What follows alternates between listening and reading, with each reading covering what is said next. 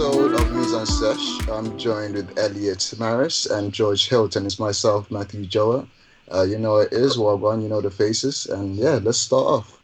So first question or first topic. I think, George, you said you had some topics, didn't you? Yeah, so I've got a couple of topics. The first of which, Elliot, I think I messaged you about this a couple of days ago, is when I was doing the rounds of trying to apply for universities, I didn't know exactly what course I wanted to go on. I knew I wanted to be within film production, but I didn't know whether I wanted to be post-production, pre-production, or just straight out like out there with a camera. So I was applying for things like writing and editing. And one of the things I got an interview for was VFX and story editing. So I was like, all right, cool. So I went along to this interview and they were like, bring along like a small reel of things you've edited, things you've made, and we can watch them. So, I came along with my little USB, was like really happy, went up to London for the day, got there, sat down, and the guy went, okay, cool. Do you want to show me what you've got? So I showed him. And at this point, I'd literally just done like split screens having conversations with myself. So Yeah. there's like two versions of me on screen. Like I hadn't done any like big explosions or like lightsaber battles. But to me, that was like, I'm quite impressed with what I've done because the editing software I was using it's not Premiere Pro or anything like that. So the guy was like, okay, what software are you using? And I said, oh, I'm using a software called Camtasia, which is designed mainly for like presentations and PowerPoints, essentially. But it does everything that like Premiere and like Avid and all that do. Is you can cut clips together and stuff. And he essentially then started laughing and was saying, if you say that to anyone in the industry, they will laugh at you. And I went, why? It does everything the other ones do. It's like, but it's not one of the big ones, is it? It's not recognized. And I went, what's that got to do with anything? Like, I'm Yeah. using it as a tool. I'm using it to edit my videos, which is doing. It might not be Adobe's £200 a year Mm. thing or like, whatever, but it does the trick. It edits videos. And it was just, this was my first real taste of this industry is so snobby and up its own arse. It's Fam, it's fam, so yeah. there's like there's degrees of classism in the industry. And it comes in the forefront of how long have you been in the industry and what have you worked on, who have you worked with, type of thing. That's like the validation within it, you know. It So really is, yeah. It I just remember walking out of that interview. Obviously I didn't get it, but I just remember walking out like I don't even want to be on that course if that's the kind of guy who's going to be teaching me. Like obviously I ended up going to Lincoln because that's where we all met. But it was a thing of like, who the hell do you think you are to the fact you can make something better than me? Obviously, you've got more experience, but it's like yeah, the main reason you're better than me is because you've got the money to pay X amount a year for a software, whereas I don't. yeah, So I've had to find an alternative. And I'm yeah. pretty sure you have to pay for Camtasia, but I got a cracked version of it.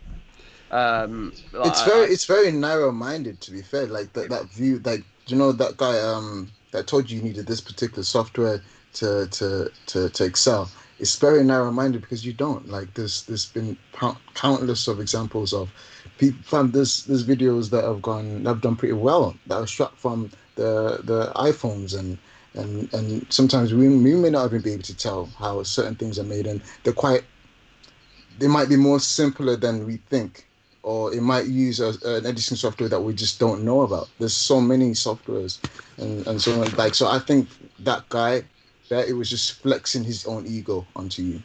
well, it's yeah, because I've been doing YouTube since I was like 14, and my earliest videos I edited it in Windows Movie Maker. Yeah, Like I haven't always had access to Adobe. Like the first time I had access to Adobe Suite was at university. Before that, everything I was editing was on Camtasia. And then I remember going to uni, I was like, oh my God, this is amazing. Not because it was, this not because it was some amazing technology which I'd never seen mm, before. It was because, oh my God, I've got Adobe. I can say I use Adobe now. And it's better, yeah, but it's not the thing of like you can't edit something on these other yeah, apps to the point where you're going to get laughed at. Like you say, yeah, some things are filmed on an. It's the same as like with a camera. People are very elitist about what camera you use, but yeah, then there are films where they've been I think there was one that was shot on like an iPhone 6 or something. I think it's called like Sunlight or something like that. I think I heard Um, about that. it was shot on an iPhone and it won loads of awards. Mm. But then it was put up against things which have been shot on like red cameras and stuff, and it's sod all to do with what you use, what story you're trying to get across. Like, bro, I sometimes forget that this is art, right? What we're doing, it's art at the end of the day, which means no matter how much money you plunge into something, somebody will either like it or not. You Yeah. know, then the production quality could be fucking amazing, but if the narrative isn't driving the audience, then they won't care about it. You Well, know, it's the it's same like, thing as saying it's like you can have the best camera in the world. You could be working yeah, with the Blackmagic 12K camera, shooting yeah, in 12K resolution, totally raw. So you've got all of this stuff to work with. But if you're there using some crappy lapel mic you got off Amazon, yeah, no one's going to want to watch it because you can put up with visuals which are a bit grainy, but if the audio isn't there, you're yeah, going to lose your audience like that. And it literally, is one of those things people put so much into their cameras and then forget about all the other stuff like lighting, audio, and all that. Like the yeah, camera I've got cost about 500 quid mm, back in like 2012, 2013, something like that. The mm. lights cost about £80 and the microphone about £80. But it's the way I put them all on. I forgot to turn my light on. Right, hold on, I'm doing that now. Midway through, you both forgot to tell me. There you go. Yeah, But it's that it's looks so much better. the way you use the equipment you've got is what Yeah, makes things good. Because yeah, like I said before, it's all well and good having the world's most expensive camera. If you can't light it or get good audio, no one's going to want to bother with it.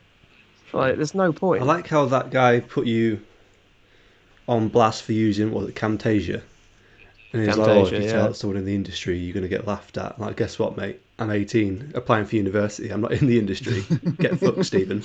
Like, grow up. I beat you to it. Flash forward however many years, it's like I'm now working in the industry. The fact I used Camtasia X amount of years ago, no one gives a crap. I could say I edit on Windows Movie Maker. People would go, "All right, cool. Um, how's that going for you?" Like everyone would know it's a Yeah, bit of Mate, a I shit used I program to used to use if you're trying smash to edit Windows Movie Maker. properly. I used to Yeah. love that. The wipe I transitions, game changer. oh, is Oh it? my God, yes. It's the main issue I found is it was one you didn't have multiple timelines. It was like Yeah. you were stuck with one layer and that was it. You couldn't layer it. I never really used Movie Maker. My first program was I think I just went straight into Premiere. I must have been like 16, 17 in sixth form when they told us about this editing software, Premiere Pro, Yeah. and like that was the first one. I never really I tell a lie. Like I played with the editing software on like my phone, so I had like an iPhone back a day, and Mhm. there was this editing software I play with, but it was nothing that I took seriously like that. So I wish I had experienced Windows Movie Maker. Yeah. Yeah, it's from early. Honestly, just be thankful you didn't. It's Yeah, one of I've got those fond things where you memories of can Windows Movie cut and Maker. stitch Yeah, clips together. I have I have memories. They're not fond. They're memories, and they are burned into my brain of the software crashing so many times. I was about an hour into editing, and it would yeah. crash, and I'd lose everything. I'm like, All right. bruh. Question: what's the worst thing you made on Windows Movie Maker? Jesus Christ, probably some of my early YouTube I videos. Like they're still on my channel, but I think I priced that. How bad was it? Um, the editing wasn't. I didn't need a lot of editing because I knew I was recording gameplay. I was recording like Yeah, Minecraft videos because I was that cool. But because I knew in my head I yeah, wasn't going to be able to edit it very well, I yeah, structured it as like going through. I made sure I was constantly talking, yeah, constantly doing something, so it's like I wouldn't have much to cut out. yeah. And it's like I wouldn't say, "Oh yeah, like look at this, like check out this other video," and then cut to another video because, well, one I was like, how old have I been? Like 15 years old, something like that. Yeah. So I had no idea what editing really was. I knew I could cut the start and the end off. Mm. I think recording it, I was using Fraps. I don't know if you remember that. I remember Fraps. Like really crappy recording software. Mm. But I was using a cracked version of that, where I think I'd got someone's like login online somewhere. Um, but it was just a thing of I didn't care. Like, I wasn't trying to make the best videos. I just wanted to make videos because I enjoyed doing it. And this was back in the day where if you had a YouTube channel, you got bullied to shit. I actually got home from school one day and immediately ran to the computer and went to delete my channel because people at school had found it. And I was remember being so pissed off Yeah. because the internet was so bad back then. And it would take Uh, like an hour to load anything. And I was trying to delete this channel so frantically. yeah, Look but at, like, realistically, I should have just left it up because the amount of views I'd have got from that. No Yeah. such thing as bad publicity. yeah, Well, Elliot, there is when you're you in was gonna school. say what was your worst experience with the Well, it Windows wasn't a thing? bad experience, but the worst thing that I made on Windows Movie Maker was I must have been, I think I might have been 11, Yeah, maybe 12, I'm not sure. But basically, I used to be into like paintball and like BB guns and airsoft and that kind of thing. yeah, And yeah. I was like, I can picture that very well. Is that a paintball mask behind you? oh, can you see it? Yeah, Yeah. Uh, I meant to say it, but you just brought that up. Yeah. Yeah. it's a good thing you didn't become a school shooter, Elliot. pumped up kid.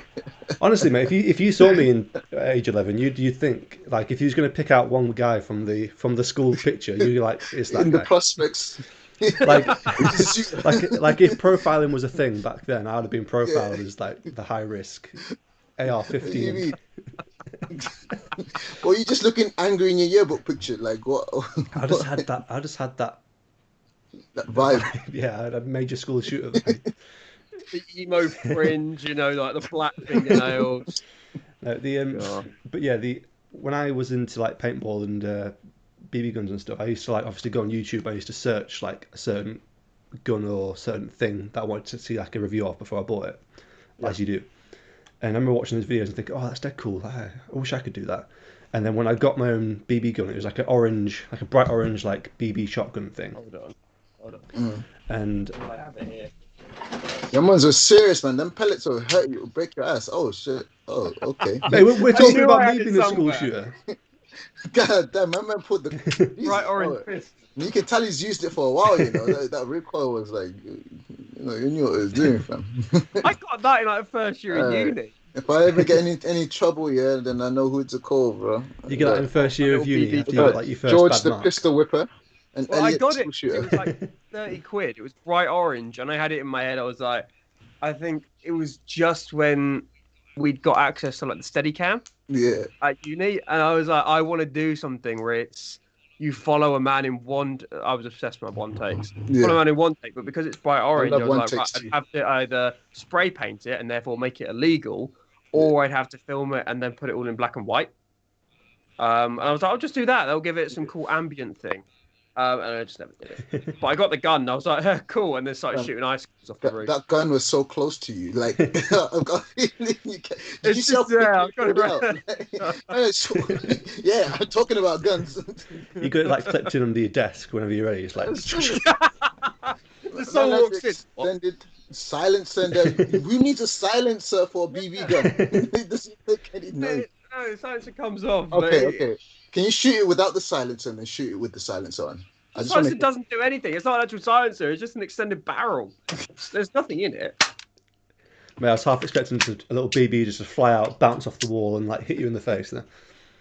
Yeah. But yeah, like my first slash worst video that I made on Movie Maker was like I've actually got the camera. I just picked off my shelf now. If you can see it there. This is my Lord. first Oh ever my camera. God. Little I want to see if I've got my. Shit, that shit looked like it went to the future Mate, with like it's broken Robocop. as well. Jesus. Robocop. would What do. did what did that take? That can't have been Yeah, FD. SD card. We You sure it's not cassettes, bro? we got this. I think we got it like in like Menorca or something when I was like 7 or like 8 or something. Yeah. It used to be my brother's, God. and then it became mine after he Back upgraded. to the future, bro. And yeah, I had a top down view. Like I built like a little. I don't know. I can't remember how I did it, but I built like a top down view of a table, and it was like a review Yeah. of my airsoft BB gun thing. And it was Oh like my a top God. down. Mate, I was ahead of the game. People weren't doing this on YouTube until like 8 years ago.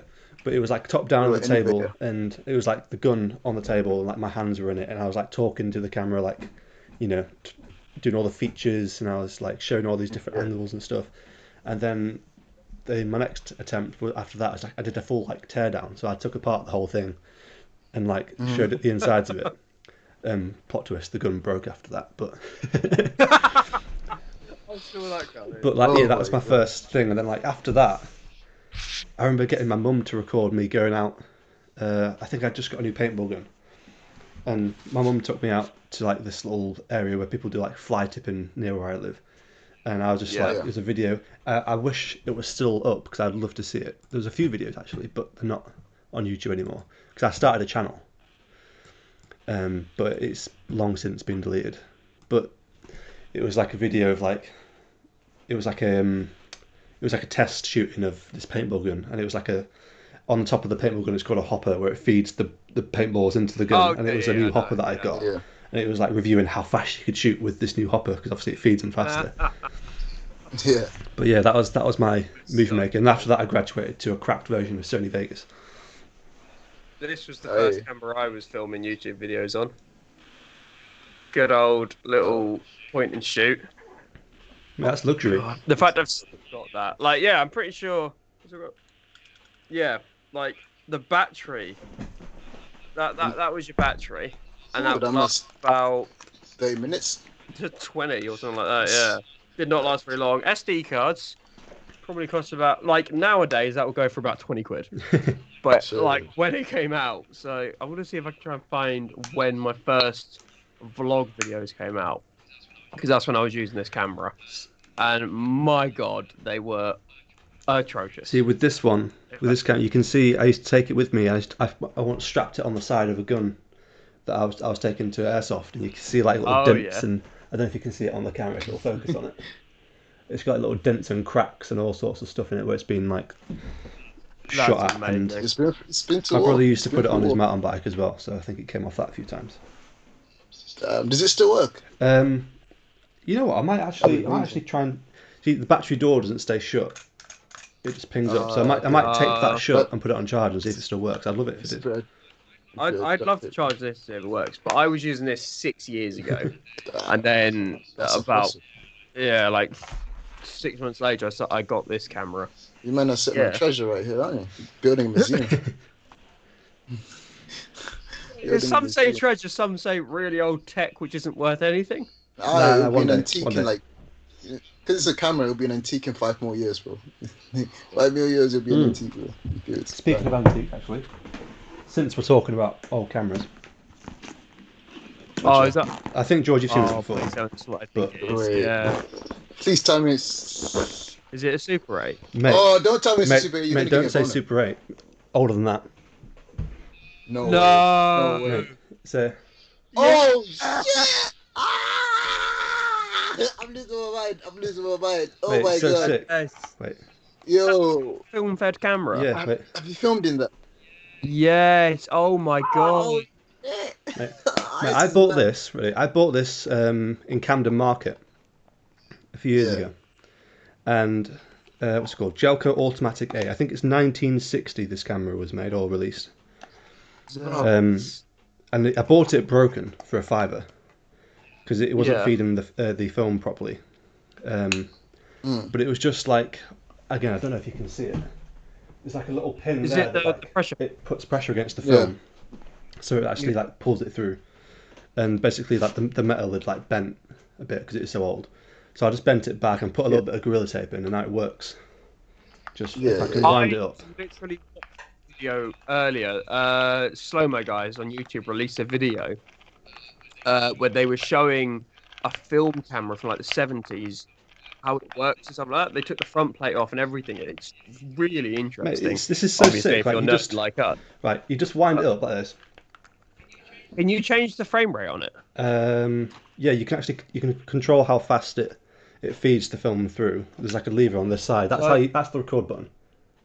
There, and then you control your aperture on this side with this little lever thing. I don't know if you can see it. Wait, so have you used it? So I've tried yeah. to use it, but I can't get any film for it. At least I haven't been able to find any because it's all It'll be quite yeah, expensive. like it's if you really find it. expensive to get film for it because obviously it's so old. No one uses it anymore. And then processing it is going to Yeah. be expensive as well. What is it? Is it 16 or 8? 8mm. Do you know? 8 mil. Yeah. Fucking hell. But like, you wind it up on this side, and then I'll give you a little treat to see it. I don't think it'll still work actually. Jeez. Yes. Oh, is that's you've got the things on both sides. What are they called? Reels. The cutouts on both sides of the film. Yeah. Yeah, I'd love to see what was on these films, but they'll be ruined by now. Yeah, well, if they've been exposed to Yeah. light, they'll have ruined See, it. I bought this for £5 because it was broken. Obviously, I managed to fix it. And then my theory was, I'll buy some film and I can take it with me various places. And because you only get like 2 minutes of record time on one reel, I was like, I'll just record like a few seconds of whatever I'm doing on a certain day. Then at the end of the reel, I'll be able to have like a little collection of shit together. But That it would turn out like those videos you see where it's people trying to mimic professional photographers where they like drop sand in front of the camera and then you see the end result and it's all just really crap. I'd just be expecting it's like you think you've recorded something really cool and then in reality it's just really blur like motion blur kind of stuff. Yeah, that's the end of that anecdote. No, fair enough. That's really cool though. I'm quite jealous of that. Yeah, I've still got the manual. What I'd love, because my girlfriend is obsessed with books. Oh wow! Oh, it's so cool. My girlfriend's obsessed with books, and she's always like, "I want a library." Like when we get a house together, she's like, "I want a library." I'm like, okay, fine. And then on the other side of the room, we can just have a wall of like film stuff, so like posters, cameras, just like SD cards for some reason taped to the wall. That's your library. Yeah. It's like you can have books, I'll have the rest of it. Like what I want is like I want a library with the vinyls. So vinyls, books with pictures, because I'm a basic bitch. Books with pictures and classical films. Very nice. Shits, yeah. And yeah, anime posters too. I think that's my dream. That's my dream right now. Oh, just read the manual for. What's your favorite anime? Right now, it's Attack on Titan. Oh, I think you were saying last time. Yeah. The story just keeps getting better and better. Yeah, no, fair enough. Yeah, you're right. Like my favorite television series is Westworld. And I haven't seen that since like season 1. Bro, I watched into season 1 and then Bro, I think it's on season 4, maybe season just finished season 3. But it's the reason I like it's like the storyline just changes. You find out that you know very little within the later seasons. Okay. Yeah. So. Is it Anthony Hopkins in it? Yes, Anthony Hopkins is in it, and what's his name again? He was in Breaking Bad in the new season. He was in Breaking Bad. Cause co-star. Who did he play? Aaron Paul. Oh, Aaron Paul. Aaron Paul is the protagonist in the latest season. That's cool. Nice. Yeah, he plays the protagonist, so it's kind of cold. Because I know, is it James Marsden? He played Cyclops in the Fox X-Men films. I can't remember, bro. I'm pretty sure he's in it. I'm not too familiar with him. Cyclops and yeah, he's in it. Is he? They've got a great cast. I'm not gonna lie. They've got a great cast. Pretty sure he's in it. And it was made by Jonathan Nolan. Well, executively produced by Christopher Nolan and J.J. Abrams. Oh, very nice. Yeah, and written by Jonathan Nolan and another lady. Forgot her name. Don't know what's called it. Lisa Joy. Lisa Joy, yes. Oh, fair enough. No, is it Memento was based off so Christopher Nolan obviously directed Memento, which was based off a short story that his brother wrote, that Jonathan Nolan wrote. I think it's something like that. Yeah. That's what stole it. No, that's cool. Yeah. Yeah. No. I've been. There's a lot of stuff I need to watch. Like the minute my obsession is WandaVision, I'm so into that at the minute. What's WandaVision? The MCU where they take Wanda and Vision, and it takes place after the events of Endgame. I won't spoil it if you haven't seen it. Hold up. I think I've seen the trailer. Are they like married? Yeah, so it's essentially taking the piss out of sitcoms, Yeah, and yeah, it's yeah. every episode is a different decade. So it starts in the 50s, and the Oh, most okay. recent one was in the 90s. And it's like I think the one in the so episode 2 was based off Bewitched. It's sort of like they take very like infamous TV So shows. okay, so It, it's not. It doesn't follow like a serious narrative. It just each episode. um Well, it is no, well but the sitcom there's parts an don't. overarching narrative, Yeah, but Yeah. it's the sitcom parts are just they just take the piss out. It's sort of like whether it's sort of like oh dear, kind of, it's like Yeah. very but Slapstick comedy. there's little bits like under sprinkled the in though, audience. little bits of seriousness sprinkled in Yeah, inside it all. it's like the vibe Like how you did Yeah, dramatically there, Elliot. Like when this. something happens. Yeah. No, it's really I'd really recommend it if you like the MCU kind of thing. Okay. I'll check it out. I was actually having this chat with someone I'm working with the other day, and he was saying character like people who are playing characters in like Eternals and Black Widow and stuff. Yeah. And I was listing off the character names, as in like the actor who plays them.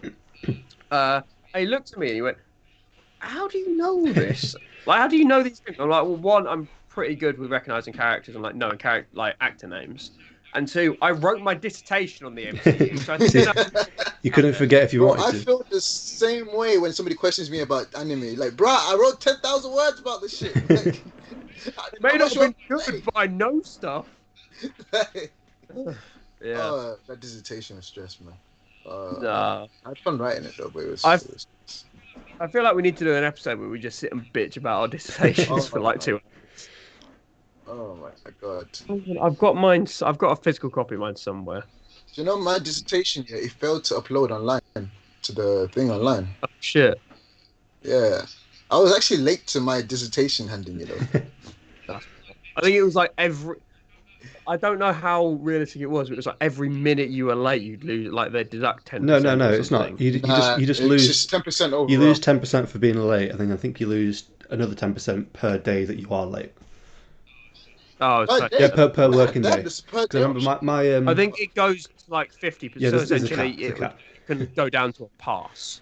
Kind of like 50%. My friend in my second year, he was working on. He did English. He was working on an essay, and he was going to be. He was like struggling with it, and he was getting to the deadline, and he was like, "I'm not going to. This is crap." So what he did was the deadline was on a Friday, and you lose 10% per working day that it's late.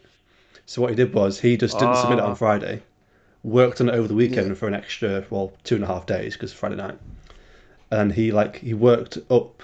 He made it good enough that the 10% they took off because he submitted it on like Sunday night before Monday. You know, your friend is a genius, but he's lazy as fuck. Like he worked on it so hard in those few days that he managed to get. I think his final score was like 70 something. So not 70. It was a 2-1. That's a It was a first. 2. It was just below a first. But like obviously that was with a 10% penalty on it. But he was like, oh, it's like he said before. He was like, oh, I'll be surprised if this gets a 2-2. So he just foregoed the deadline and just worked on it for an extra few days. And then obviously, if he'd submitted it on time, he'd have got first. But then 10%, 2-1, but still. Do you know the thing is when you're working on essays last minute? I don't know if it happens to you guys, but I'm working on it, and I developed an extreme confidence as I'm getting closer and closer. Because like once you reach like, let's say the essay is like 2,000 words, right? Once you reach that first 1,000 words, yeah, you got a confidence that okay, shit, that first 1,000 was not too hard. The next 1,000, woo! Oh boy! When you get to 1.5 here, and then you're like, shit, I'm running out of things to talk about here. That's the stress. Like with me, like I have this extreme confidence, and then I would be so confident I would get to read it all back up, like, nah, that's good enough. It's good enough. Nah, they'll be fine with this. They'll be fine with this. I had it with my dissertation where it was essentially I wrote like 5 2,000-word essays. Yeah. So I had like 5 different talking points throughout the MCU. Yeah. I got to like the 5,000-word mark. I was like, I've got fuck all to talk about now. What the hell am I? So I started talking about. One of my talking points was ethnic and sort of like black and ethnic representation within the MCU. And obviously the main feature I was looking at was Black Panther. Yeah. And it got to the point where I started then arguing against my own points because I was like showing both sides of the argument here. Yeah. So then I just wrote, points against what it was I was Well, trying. MCU is diverse, but they're not that diverse. Well, But they're trying. this Well, actually yeah. brings me on to question of the week: Oh, is what films do you like love where, say, bar one or two characters, the whole cast is ethnic. So there are no white cast oh, apart from one or two characters, maybe. Because Black Panther, obviously, sort of the ones that come to mind are Andy Serkis and Martin Freeman. But the point I made in my dissertation is that the person who actually saved the day at the end, like who saved the world from being destroyed, was Martin Freeman. So with all the black characters, it was still Yeah. the white man who saved the day, and that's the argument I was making. Yeah. Um, I didn't even think about it like that. I This didn't. is what happens when you're staring at a question for like five Yeah. days straight. Now But I have to watch the ending again of Black Panther to see. fact check. Because what did this character do again? Just like save it's the day. like Killmonger was sending out all these ships with all the weaponry on. They Yeah. were unmanned ships, and then Martin Freeman, essentially because of his piloting background, he then started controlling one of the ships, and then shot down all the other ones before they could leave Wakanda to go and blow shit up, essentially, Shit. like go past vibranium So around. even in an African story, the white man It's still the saves white man saved the day. And But no, so- I only asked this because last night I watched, for the first time, I watched Crazy Rich Asians. Have either of you seen that? No. I've been watching Blink Empire, which is like similar, if not the same. It is one of the best films I have ever seen. It is an entirely Asian cast. Yeah. And oh my God, I have not been so invested in a film in such a long time. Like, I I've seen picked up this. my phone once. Yeah, I remember seeing this. It's about like a girl that gets with the affluent guy Yes, in New yes. York, and then he's like, my family lives in Singapore, Yeah, that's it. Um, That's the one. and there's like, yeah, that film is. And then it was afterwards, I was like, oh shit. So I looked it up. It's based off a book. I was like, oh, that's cool. And they've confirmed two more sequels, which were, or I don't know if they have been filmed. They were planned to be filmed in 2020, back to back, to be released late this year and next year. All right, bro. I I was got a like, question. oh, bro. I've got a question. Why are people addicted to this film? Like, why has it got such a? It's just so, I don't know, because it's great because it's a totally Asian cast. So Yeah. it's like all the cast in it, regardless if they were from Asia or not, it was like they had Asian heritage. Mm, They were all saying the reason why it works is because they didn't have to like force anything. It all seemed natural. You didn't question anything because they'd suddenly switch from English to Mandarin to Cantonese, and you wouldn't miss a beat because it was written by an Asian author about Asian characters based in Asia, and then the film was adapted by, I don't know if it was the author's cousin who was in the film industry, who's also Asian. It was just essentially, it was done the right way, and it was a good representation of Asian culture. But it's a comedy, so it's just they just take the piss out of everything, and it's so good. Um. Sure. Going back to your question was, yeah. Because I've been thinking. There's only a few films in Hollywood that I can name that have a no that are predominantly black but have no white cast members. I can probably name a lot more in terms of like Nollywood and South African films. But the one that comes up, which is Hollywood, probably not the original, but the 2015 remake, and that is Beast of No Nation. I think that might be an entirely black cast. The film is meant to be based in is it Sub-Saharan Africa. Let me see the country where it's actually meant to be based in. But it's got Idris Elba, and he plays like a warlord that employs like child soldiers and trains them up so they can fight for his war. Yeah. But from what I can remember, I don't remember white people being in the cast. And it is a Hollywood film. It has a Hollywood production to it, and it has, I think, the producers as well are Hollywood. But like, I don't think in this day and age you can make a film like without really and truly, like, if it's not there prevalent in the screen, then it's behind the scenes. Then there would have to be some diversity, some measure of diversity. Yeah. You know, because his film is collaborative in it. So you know, Well, I think it's a little different because like Parasite, right? yeah, Everyone knows about Parasite. Won the Oscar for Best Motion Picture. But I feel like that's a little different because it's a Korean yeah, film. It's not a film which was done by American producers with an yeah, American company with an all Korean cast. It was Korean company, Korean director, Korean producers, yeah, all that kind of stuff. So it's but one of the most successful films as of late, just because it was genius storytelling. yeah. Great Um, script. but then going off that, because it was it Bong Joon Ho? Is that the guy who directed it? I can't remember the name, I don't want to but miss. essentially he directed a film called Snowpiercer. Mm, Um, I'm Bong watching the Joon Ho. series right now.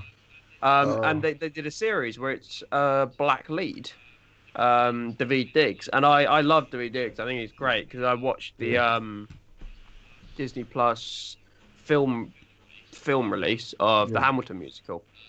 Um, and like I've seen other stuff he's been in. He's just I really like him as an actor.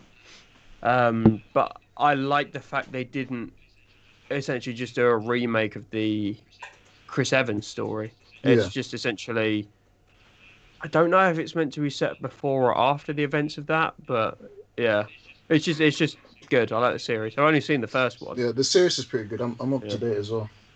very nice. Series is pretty good. But yeah, Elliot, what do you think? Like, is there like a film that you've watched that is predominantly one? Is it predominantly one minority group Like or an entirely? ethnic cast. Yeah, Well, Yeah, it was entirely an yeah, ethnic the cast. original question was like a film that's entirely ethnic, and I can't think of one.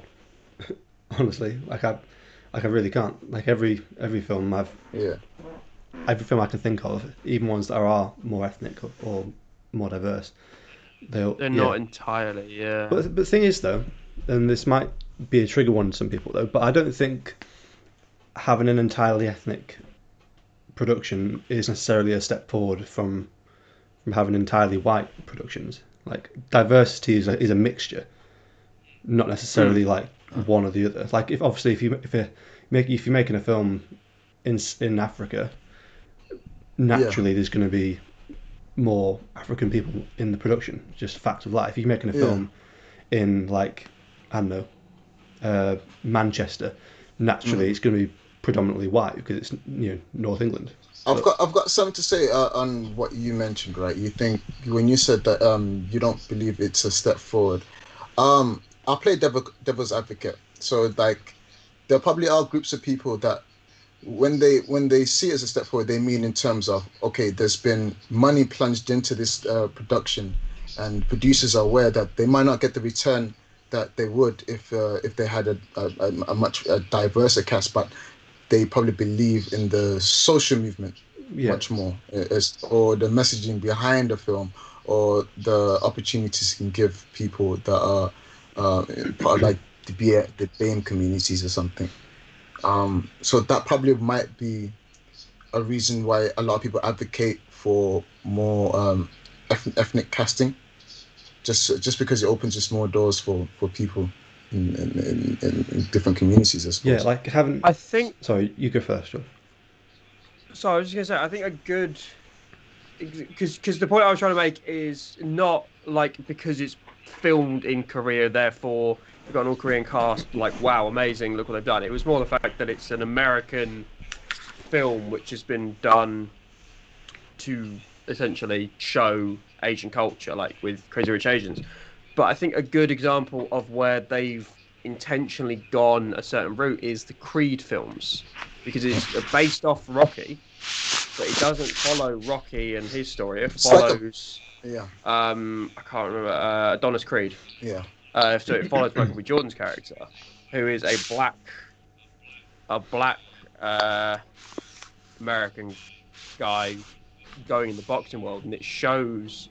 yeah, I can't remember if I've seen the second one, but it shows sort of the right, sort of the dips and the peaks of his journey in a similar way where it shows with Rocky, but they've taken it and then put a twist on it in terms of you see it from an ethnic perspective. And I think that That's was it was good because it essentially shows it's like you've grown up like you had a whole generation where Rocky was the big thing, and yeah. now it's kind of like with Star Wars where they've put an ethnic That's character the thing. in This is the what I lead disagree role. with. This is what I disagree with. It's like the Rocky films, yeah, they're successful, they're fucking great. But it's when now we let's try and make it's like when producers are like, okay, we know Rocky's gonna be successful. So if you do like a remake of Rocky but just make the cast more blacker so we can appeal to a black audience and also we look good if we have this message behind it so more people root for it. I see the same thing with Star Wars in a sense where it's like, okay, we just need to add more diversity instead of like telling original Yeah, stories because there are more original stories that exist out there that hold weight. Like like I understand it's like doing a film about Muhammad Ali and then doing a remake of a white Muhammad Ali. Do you know yeah. what I'm saying? No, Yeah, I'm with you on that. Like, just because you want to like be more diverse in the films you make, Yeah, like you can have a story, you can have a story about a black boxer without it having to be like piggybacking yeah, off of Rocky. Like, obviously, yeah, this that's the whole like dilemma though, because like by attaching it to the Rocky franchise, you're sort of guaranteed sort of a base level of interest because it's already a pre-established yeah, franchise.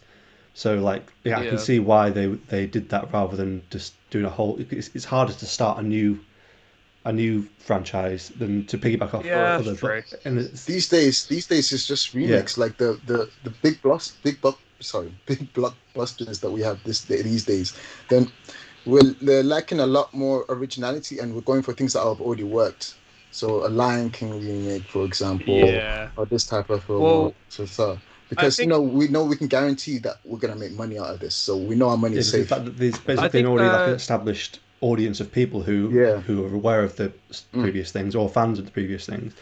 And if in some yeah, cases it's a case of like Star Wars, for example, like when the Star Wars prequels came out, the parents who watched the original trilogy, they take their kids to go and see yeah, the prequels, and then the sequels have come out, and the teenagers who were watching the prequels as teenagers, now they're grown ups and they're taking their kids to watch the sequels, and it's the same thing with like yeah, Lion King and all this things. It's just generational sort of just yeah. cashing How in. long can this go on for? Like, Yeah, it's like that Fast and Furious. Fast and Furious, they're probably on their Fast 12th and film Furious right has now. just I got to think Like, they're die. on. I we think need to call nine is it. the latest one. Yeah. Like, at some point we just need to stop and just like, okay, let's start something new, because we've done this now. You're saturating the market with your content, which means that in a sense, like your content doesn't hold as much value.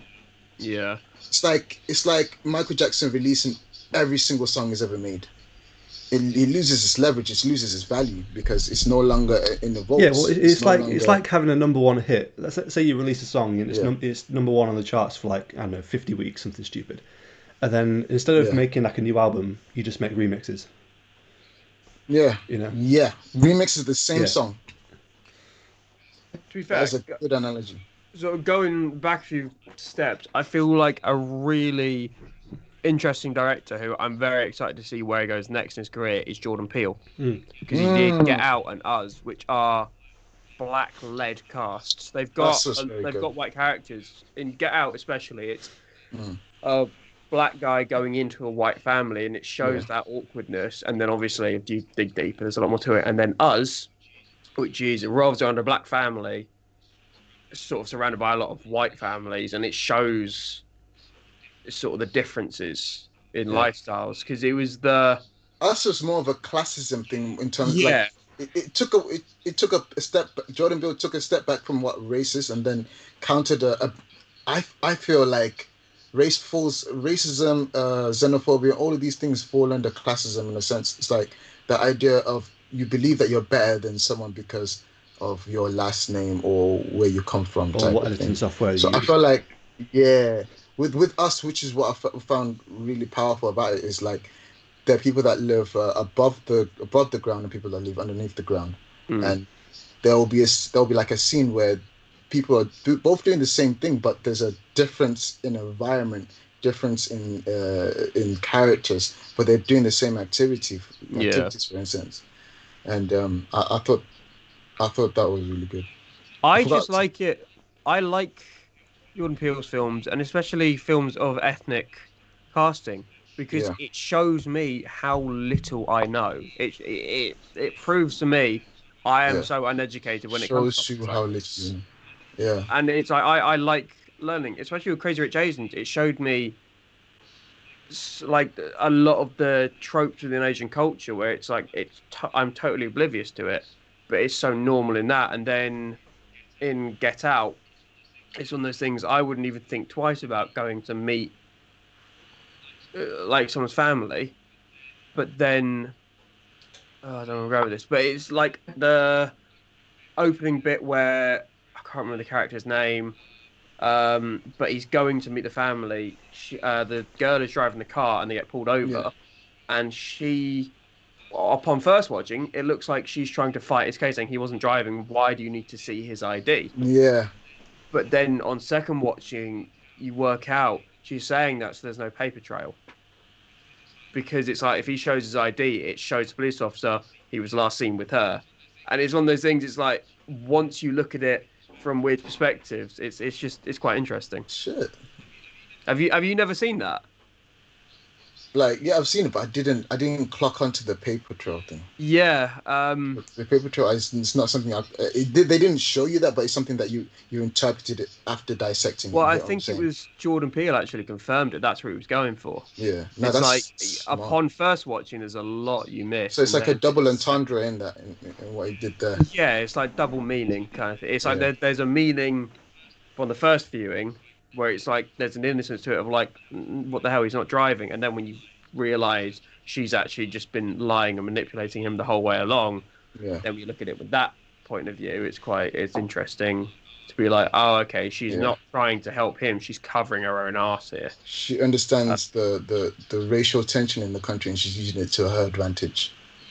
yeah, like well, essentially the issue is the racial tension, because the guy, like the police officer, I think it's a white police officer, sees a black man and he's like, I'd like to see Yeah. your ID, please. And it is that stereotypical like racism within America. Yeah. I don't know why I did that. That's not a stereotypical It's racism not a in myth. America, where it's like you see it depicted. I say in a lot of films, you see it depicted in just life in general, Yeah. where it's regardless if they're in the driver's seat or not. It's like a lot of American police officers, from what I've seen, will just ask to see their ID, and it's essentially they're just doing it because they can, Yeah. and that's what they're playing off. Is you assume that's what's happening here, and she's defending him, she's sticking up for him. Police officer is essentially doing his job. He might be being a bit of a prick about it, but then she's covering her own ass. And there's a couple of points later on in the film where it's once you look at it from a new perspective, everything sort of starts to Do you play. know Then there was something interesting you said? So, sorry, finish your point. I was just gonna say there's a lot of stuff within Us as well, Yeah. which is why I absolutely love Jordan Peele as director. I think he's very, very clever. Very clever. There was something you said earlier. It was like the reason you liked Get Out is because it took you to a place where you said let me say I'm going to try and say the exact phrase, but I probably won't get it right. It was like you liked it because you didn't know, you didn't your worldview was expanded. There's a Yeah, certain phrase you said. I can't remember it now, but when I watch back at this podcast, it's Would going to that annoy make me. you made you realize But how little you knew? Something like that. yeah, yeah. yeah. I hadn't appreciated My, how unaware I was of everything. Yeah. my question is, as audiences, right, as audience members, people that love film, are we more drawn to films that make us realize how little we know? I'm definitely more drawn to films that make me think, regardless if it's showing me an ethnic alternative I didn't know about, or whether it's just showing me a zombie horror where Yeah, someone's getting the head cut off every 5 minutes. It's just a film that makes me think is a film I like. With Tenet, made me think, mainly because I was trying to work out what the fuck the Think a bit too character was much. saying because I couldn't hear it over the sound mixing. Again, I keep going on about Tenet. Ugh. But no, a film that makes me think is a film I enjoy. With Crazy Rich Asians, I'm going to keep mentioning it because I really like the film. It didn't make me think as much. It was essentially one I could just sit back and enjoy, and it was He funny. was just Also, accepting a new culture. So it was setting of the culture, but you could also see it was again full Asian cast, but it was the sort of the rich looking down on those who yeah, didn't have money, those who didn't come from a family of wealth. There was a very clear divide, and Matt, you'll know it having seen it, but it's the thing of the mum of the boy disapproves because this girl doesn't come from money and she doesn't know what it means to yeah, sacrifice things for your family. And it is that thing of they're very much, if you don't fit this criteria, we're not going to be a big fan of you kind of thing. mm, So it doesn't necessarily make me think, but it was one of those things. It opened my eyes definitely, like to things where I just don't think twice about it. That just so, reminded me of in my first year of uni, when my flatmate, his girlfriend was Indian, and he was white. And I think they'd been together for 2 years at that point, and her family didn't know that she had Oh shit! a boyfriend, and because they disapproved of her having a white boyfriend, of the idea of having her and a white boyfriend. So for the entire relationship, they broke up at the end of first year. Imagine that. But their entire that's relationship, tragic. I'm pretty sure. Again, I wasn't in the relationship. But I'm pretty sure it was like on her side, it basically didn't exist. I think because her boyfriend was white. So she was in like a fantasy world somewhat when she was in uni, and then when she's back home, it's a reality. Yeah, pretty much. Like again, I won't It's name quite sad. names or go into too Quite much sad. detail because not No, that I have any respect for the but like person anyway. But there's many there's many examples of that. Like it is quite sad. Like it's xenophobia. People are afraid of things that they don't yeah, understand. Well, it's actually Matt. Question for you because there's Yeah. a TV show I really like called This Is Us, and there's a point they I make where watched one that. of the characters is dating a black woman, like one of the white guys dating a black woman, and Yeah. they make a point of silk pillows. It helps with African hair, Yeah. kind of thing. Is that an actual thing, or is that just a I'm story? finding that out today as well. Oh, really? Probably Um, is. It probably I is. yeah, I don't know, but it's like if that is true, Yeah. it is again one of those things where I didn't think twice about it. But there's But like other things that that you wouldn't think. Like for us, there's things I have to do as a black guy that you won't be accustomed to as a white guy. Like you have to probably use sun lotion when you're when it's I fucking look at the sun and I just burn. Like sun yeah. lotion isn't going to help. Yeah. Yeah, whereas me, that is recommended, but I have like melanin, so I don't necessarily need it. However, I do struggle. I need to put more lotion on during the cold because my skin can flake. Mm, It flakes a lot quicker yeah. just because it's not accustomed to the climate. So there are like I see what you're saying. There are things that when you do meet a partner, and from another race, there are things that you have to get used to, like cultural differences and things that they have to do just because of who they are. Mm. You know. And I've been in relationships.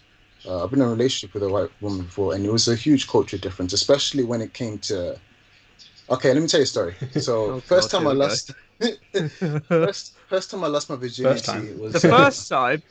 Jesus Christ. When I lost my virginity, yeah, it was to a white girl, and she came to my house, and she was from Quay out. She was from far. I can't remember what area she was from, but she came to my house, and the before she came, like I had negotiated with my mom and my little sister. We were staying at the house at the time. I was like, okay, I just need the house for like 4 or 5 hours. I'm just gonna have some friends coming in. I didn't really go into details because my she's quite traditional as well. So she's more, she's straight from Zim. So her worldview is different from my worldview. Mm. So I have to say things in a way where she can understand them in her worldview. So I was like, yeah, I just want to have a couple of friends over. I'm about to, like, I hardly ever bring people to my house, to be fair. But it was close to my birthday, I think. So I told her that I want to do some birthday celebrations. And after hours of negotiation, she said, okay, fine, I'll be out of the house for a few hours, right? It's like, boom, nice. I text the girl, where you at? I'll pick you up from the train station. caught a bus there, picked up from the train station on the way back, right? And we get to the house and we start like we can hear like feet like tapping, you know, like we can hear movements, bro. We can hear movements, yeah. And it's coming from the kitchen. So she says this, but I'm like, nah. There's no way. But they're gone. Like, I even waited an hour after they're going to come collect you. So as we're walking to the kitchen. There it is. My mom's just sitting there. My sister's just standing there, right? So I'm like, oh my god. The girl's behind me, and it's. I'm a bit shook at this stage. Um, but it was a cultural shock when, like, I told my mom, "Hey, yeah, this is my friend," and she was like, "Okay." They met up, and then eventually, my mom and my little sister ended up going. But the culture shocks that happened in there was my expectation of the way situation would go down, and her expectation of the way situation would go down. So my expectation was, okay, if I see my mom here with my little sister, there might be some conflicts. She brought home a white woman. She just never met her before, and I'm about to lose my virginity to her too. She doesn't know that, but you know, Does that's your mum know this story, by the way? no. If she listens to this podcast, she'll find out today. But she was like, "That is what happened that day." Okay, but so that was one expectation, and she had another expectation. It's like her. What annoyed her was how I introduced her as my friend. Mm, But at the moment in time, I felt as if I had to introduce her as my friend because of my mum's worldview of what relationships are. yeah, Like where my mom's coming from, it's like if you have a girlfriend, you have to get ready for marriage. Like Yeah. this is a person that you're going to bring into life. If you have a girlfriend, there's also a high possibility of children. So it now comes into a financial aspect. Like, is it economic that you have a girlfriend if you're at your age? If you have a girlfriend and you're not even 18 yet, and you're about to start uni, how are you going to be distracted? So her worldview is a lot different from mine. What shocked me was her tolerance with it. It was like it was she in a sense she was okay with it. She was like she was beginning. I was going to say beginning. She was beginning to understand, you know, that okay in the UK things are a lot different, right? So the difference when I went to the girl's house was like she was very much inviting for me to meet her parents, which was scary as fuck. But she wanted that, where she was eager for it. Whereas when it was in my house, I was not eager for her to meet my family yeah. because I was scared of what they might think of her. Mm. No, fair enough. I think, yeah, maybe not on the same level, like not in the same sort of manner as that. But I've definitely had it where I've been a bit secretive just because I'm like I don't need my mum or whoever to know the whole situation. I think that's just because I then just couldn't be bothered with the conflict of it. Not because of the fact of like my mum's grown up with this in mind. It's just I just couldn't be bothered with that whole situation of then my mum sitting me down and going, right, do you need this? Are you going to be ready for this? Like blah blah blah. Yeah, Um, so I think it is definitely a generational thing, but yeah, it's like I don't know. expectation. Jesus, I can't talk. It's like I'm drunk. It's like expectations and reality. You know, like you expect one thing to go one way, and sometimes it might go in a way that you know will enlighten you and shock you. Like my mom's acceptance of the girl was a shocking thing for me, Mm. and it I then began to accept things more as well. Do you get what I'm saying? So I don't know if that made any sense, but yeah, See, like talking about all this is kind of interesting for me because, like, like you two look at me and you think, you know, that's a white boy there. Like you look at me, I'm white. Like there's no debating, I'm white. wait, hold up, But Elliot, aren't you? There's some yeah, Chinese in you I'm as well. one quarter Chinese. Yeah, Um, but obviously you wouldn't, I don't look particularly Chinese. But you, you like look very Chinese. you think. You're joking. I'm I was joking. You gonna look say, nothing like Chinese. I can guarantee that every person, ethnic or not, looks at me and thinks that's a Mm, white person. You know, I'm a white individual. But it's like it's so funny because like George, you were talking about having to put like sun lotion on something because if you look at the sun, like you burn it easy. And Matt, you were talking about having to like put lotion on because you like your skin flakes. And it's Yeah. like my dad, if he even thinks about the sun, he goes red, starts to burn. But me, for example, Yeah. I barely need sun cream, and I have to moisturise because my skin goes flaky, like yours does, Matt. But probably not the same way. Also, you're stuck Like in I between get both ashy worlds. elbows and knees in the cold, Yeah. so I have to moisturise. Yeah, Serious. and it's funny because when I was little, I used to look a lot more Chinese than I do now. But in my village, it was such a closed like you've seen the Simpsons movie when like the dome comes over Springfield. Like Yeah. imagine like a Yeah. cultural dome. That's what's around my village growing up. Yeah. Like in my village, like believe it or not, I was the foreign kid in my primary school. Are Yeah, you like serious? this, like I was the foreign kid for until Yeah. until until two guys called Omar and Riyadh moved to the village, and they became the foreign Yeah. kids. Their name is black on paper. Wow. Um, so it's interesting because like, I grew up like not being white, kind of Yeah. like so like when I was like today, I still sign like, on the on forms where you have to put like your race or something. It's like white, British, mix, Yeah. whatever. I put British slash Chinese Asian on my all my What forms, is it? and like I always fill out white. I just tick off white. like That's how you the get thing is every approvals. every person, every like all my friends who have been with me when I've done things like that, like at uni for example, they're like, "Why are you doing that?" I'm like, "It's because what I am." They're like, "No, you're white." I'm like, "This is what I am. This is what I've always been." Like in my village, like I said, we were the foreign people because my granddad came over from China, and Hmm. it didn't help that we like owned and lived in a Chinese takeaway, but like we were the Yeah. foreign people. So in school, like I was bullied for being foreign or bullied for being Asian. Mm. So I sort of like I was okay. Like I guess I'll just be Asian then because that's what people are calling me. But then I come to uni. Yeah. God, I'm You're I'm white. white bread. Like Yeah. so it's interesting for me because like I don't really like my mum's quite a progressive individual anyway for her time. She's like Mhm. um she's quite she sees everything and she doesn't really care about biases or anything like that.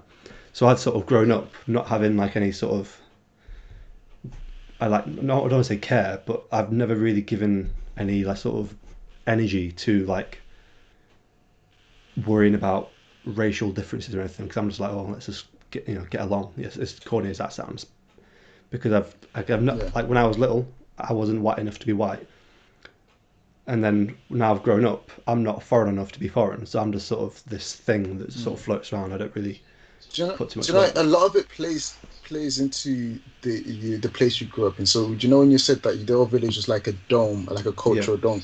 There's so many places like that in the yeah, UK, and like I've met people that have told me that I'm their first black encounter, and we're both like 20. Wow.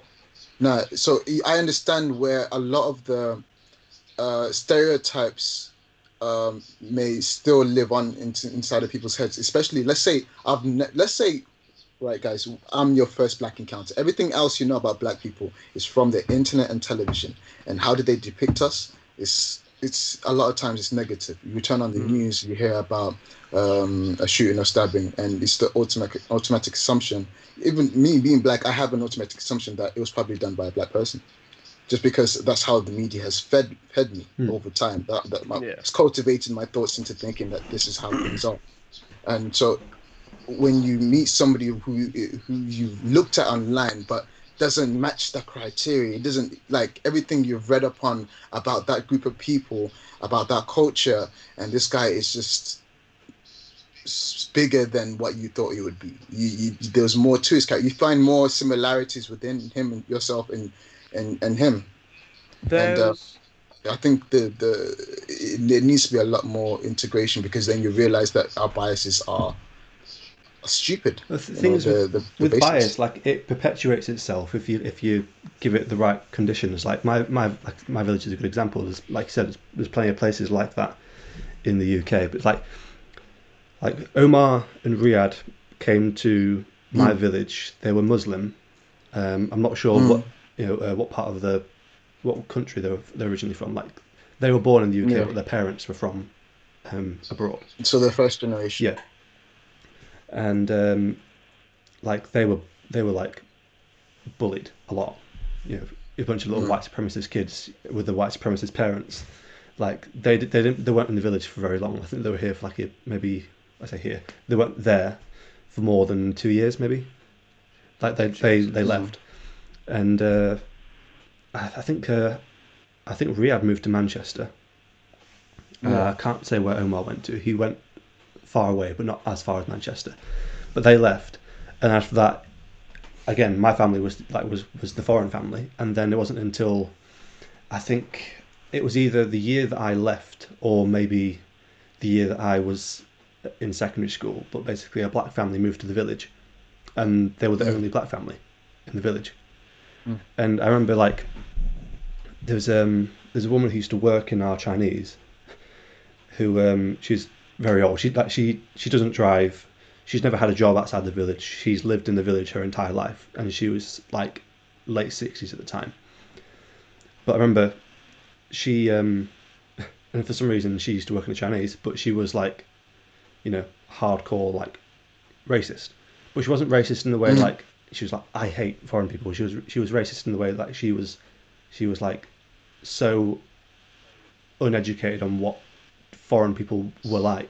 Yeah. When She's ignorant I think the racist. father of basically there was two sons and two daughters I think who went to the primary school, and the father of them Hmm. it was the only black family village. I think he once came into the Chinese, and Hmm. this woman was working the counter. I think she like ran back into the kitchen, and she went to my mum and she was like there's a black man in there, and my mum was like what? So what? Like that's how, like when you think about it, like It's this, crazy. it's crazy to think like in 2021 there's still places in the UK that exist like that. Obviously, this was Yeah. years and years ago, but there's like Yeah. spots in the world where like people just don't see anything outside Um, of their four walls. that's pretty much middle America is Yeah, like that. Like you have this middle America is much larger than the coastline. Like the major cities are on the coastlines of yeah, America, right? So your Californias and your New Yorks and stuff. But middle America is where most of the population reside. So it's like it's hard to overcome an issue of race when you've never met a person that looks different from you yeah, and has a different culture from you. Like for me, I came to this country when I was 4 years old. I was scared of white people when I entered the airport because all my life up to 4 years old, I was just accustomed to black faces. The culture is different. The way people walk and talk was different. So when I come to the airport here, I see new faces and the culture to me. The airport is like it's huge. It's very Yeah. electronic and it's a bit scary. Like so it was for me. It was like then getting white friends at a young age, going to their houses and seeing how they integrate in how they live with their families and how they're integrated in there, and then bringing them to my home and then them having a culture shock and then us then accepting that it's good to be different because if we're all the same, we'll always think the same. What was quite interesting for me is I'm half Irish. That's as Yeah. interesting as I get when it comes to my race. So I've never faced that I'm aware of. I've never faced any issues with racism on my behalf. But what was really opening for me is last year, from like August until about December, I was doing quite a bit of work with an Iranian TV channel, Yeah. and I walked in on my first day, and it very quickly occurred to me I am the only I don't know how to phrase it properly. I'm the only fully British person in this room. Yeah. Like everyone else had some Iranian descent. Like they were either first or second generation Yeah. You was the only white Iranian. guy in the room, innit? Essentially, yeah, I was the only yeah, like the only white guy. And that really opened my eyes because I suddenly went from not really thinking about it to, oh my God, I can not to the same level, but I Yeah. was like, I now feel some level of like discomfort walking into this room because I'm suddenly like, I feel so out of place here. Yeah. Um, That's and how I it's one of felt those when I things. went to school. When I was But it's one going. of those things. I've spoken because I've had quite a few black friends growing up, Yeah. and they've always spoken about this thing of like you walk into a room and you immediately feel out of place because you're the only not white face in the room. And I've never experienced that. But then walking into this room, I was suddenly like, what the fuck? Like, what am I in the right place here? And then they're all speaking Iranian to each other. I Yeah. don't understand a word of Iranian. Yeah. I think it's I've Arabic. now had one, two, three, um, ingrained in my head now. Yeah. It's I don't think it's Arabic. I think it's Farsi is what they It's speak. Farsi. Farsi. Yeah. Um, but it was that eye-opening experience of like, what the fuck? And then after about two minutes of that, I was like, what? They're all still people. I don't give a crap. Like they're the ones who are accepting me. I'm like, I'm just here for a job. And they're very welcoming I'm. people, aren't Oh yeah, definitely. they? Well, Um, but that's what was quite interesting because my stepdad is in his 60s now. yeah. And he's not racist at all. He's Yeah. he's completely harmless, lovely, lovely guy.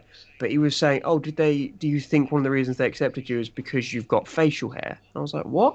He was like, "Because facial hair is such a big thing in Middle Eastern culture." And I was like, no, I don't think it was anything to do with that. But it was that thing of like, if Why would they accept you type of thing? yeah, that's not it. Yeah, Like, it bro. wouldn't be I'll that. tell you, my experience with Arabs was beautiful. It's because like obviously there's a lot of biases that you would have if you've not met them because everything you know is from the media and people that are just projecting their ideas and thoughts onto you. So like my personal experiences it was beautiful. Like I went into a house for pre-drinks and they just took care of me. They even told me, "Hey, bro, if you need a place to crash tonight, we're here." Like so I realized it's a beautiful culture and there's beautiful people in the culture. But in every single race, culture, and place you go to, there's going to be good people and there's going to be bad people, Mm. and that's just how the world works. So don't let someone for me like it was a lesson of like don't let someone who's bad in one particular culture dictate your whole view of that group of people because it's not. Yeah. So I always carry that with me in a sense. But now that's like what you said about you walking into that room and instantly feeling a sense of discomfort because there's a foreign faces and you're not accustomed to the culture. So you come in, you know when you're coming to your room, you're lacking knowledge already because now I have to catch up to these men. Mm. I have to kind of understand the lingo and the mannerisms to then work with them, and to develop a relationship with them. So Yeah. I've kind of felt the way I felt that my whole life, to be fair, since living in the UK, and it's one of those. It's a skill now where I can go into a space and then make everyone comfortable because I've learned that now Mm. if I want to work with people, I have to then look at them and tell them, hey, your biases of what you might think I am or what you think my people are, they're probably not true, and that's because you haven't really sat down and engaged with somebody that doesn't look like you in a sense. I And just remember the first time I met you, Matt. Like you walked up to me and you immediately went to do like the hand thing. But you walked up to me and you were like, "I'm trying something new." Did the hand thing and you clicked, and I was like, "What the I was fuck?" just thinking I do about that. It that. Because was it all intentional. immediately, because that's not how I greet people. It disarms you That's instantly. You're like, what the well, fuck it's was like, that? I don't greet people Yeah, like that. It's like my mates and I, we don't even do a hug. We just that's sort of like, "You're right, man, how you doing?" yeah. But it That was a was cultural immediately. thing that I introduced you to as soon as. Well, there you go. But it was a thing of immediately. I suddenly went from, "Oh God, how do I do this?" Because I never know if people are going in for a hug, whether they're just Yeah, doing yeah. that. I never know what the fuck's happening. You did a click, and immediately I was like, "What the? Okay, cool. Right, I'll move it." So it I took me out of love it that, when and I yeah. suddenly lost that discomfort because I was looking at you like, "What fucking weirdo clicks in that?" And You're then obviously refreshing that it, but you're just also stuck. thinking that was cool as fuck. Like, so you're like Yeah, you're in I a just weird walked away vanity. like, I wish I was like that guy. No, but it was that thing where that suddenly just any time I saw you, I knew I was like, right, this is what we're doing now. Do Yeah. that and the click, and I was like, I don't think I ever You're kind of mastered any. excited because you're like, yo, I've learned something new and I can't wait to do this again because when I You show try them with I other can do people it, and they look at you like, yeah, what the fuck It's are like you you're in the doing? circle. yeah, You're in the click circle now. yeah. Fully. Oh, Nah, yeah. but I had those times where it can get very. uncomfortable, especially like when I was doing history in school. And let me say, if I'm just one out of two black guys in the room, or if I'm the only black guy in the room, and then the topic of slavery comes up, what I notice is there's white guilt is real. White guilt is real. It's like I'll just be sitting there, and when the topic comes up and they're discussing what happened within these things, or if we're watching something like Roots, um, there are people that would like side eye me to see my reaction, to see if I'm discomfortable, to then for them to then think, okay, if he's uncomfortable in this, then I should probably be uncomfortable, because if I'm not uncomfortable, maybe I'm in the wrong. Yeah. No, So that is. I Yeah. pick up that vibe when I'm doing it. Like the last time it happened was in doing it was FTV, and we're watching this British television series from the 70s, maybe. I want to say the 70s, maybe late 60s. And I can't remember the name of the module. You might have been, one of you two might have been in there. Might have been in it. Probably Don't was. know. So in the actual series itself, like the white lead was a doctor, and he was explaining the skull, the skull of a black man, and he was saying the black man's skull is smaller because they have less. Oh, I think it was somewhat in these lines, but I can't. Don't quote me on it. But it's like the mind of a black man is a lot more smaller and limited because they don't process information in the same rate as white people. And all of yeah. a sudden in the room, yeah, I heard someone say, "What the fuck?" And it felt very awkward, because it's like situations like that can make you more uncomfortable, because you're now everything happening in your world is more personified. So it's like the spotlight becomes on you, and people will look, okay, is how is he reacting to this? And then Yeah. you're sitting down, you're like, shit, should I react to this in a way? Because I'm also being educated. This is not happening to me personally, but I'm also being educated as to what happened. I'm accepting that they said that in the film, but I'm also looking at the time and era. In that time and era, language like that was accepted. Yeah, it's So horrible to think things, about, but ideas like that that was the were norm. accepted. Yeah, and yeah. So it's like with me, it's navigating those types of spaces that can make you very uncomfortable. It's like you going to school in China, right? And they're telling you Irish history, and what the British did to the Irish, and Oh, like the IRA and stuff. yeah, Yeah. yeah, Yeah.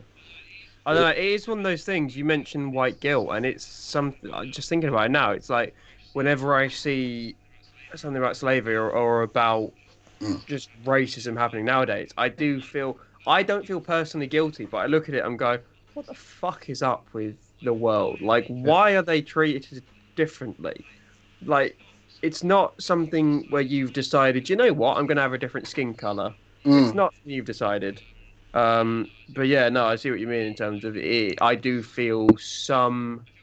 I feel something. I wouldn't say I feel guilty because it's not yeah, something I've done, but yeah, I feel more sort of anger towards the situation in terms of like how the hell could you think differently of people just because of the way they look? yeah. It's That just is, And it's the same with people who are they have a disability and it mhm, affects their appearance. It's people look at them in disgust, and I'm mm, like, what? That's still a person. Yes, they look a bit different, but yeah. uh, Well, with the slavery itself, what made it so such a because the slavery's been existing since the beginning of time. Let's not get it twisted. It's been there before the transatlantic slave trade. yeah. It's been there, right?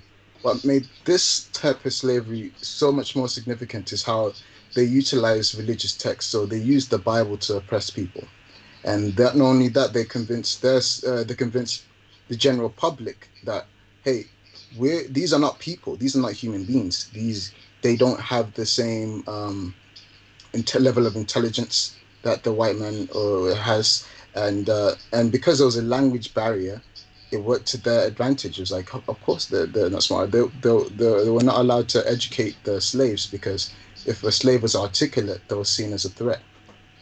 Because mm, if I'm articulate, and it defeats the biases you have of that type of people, because you see them more human.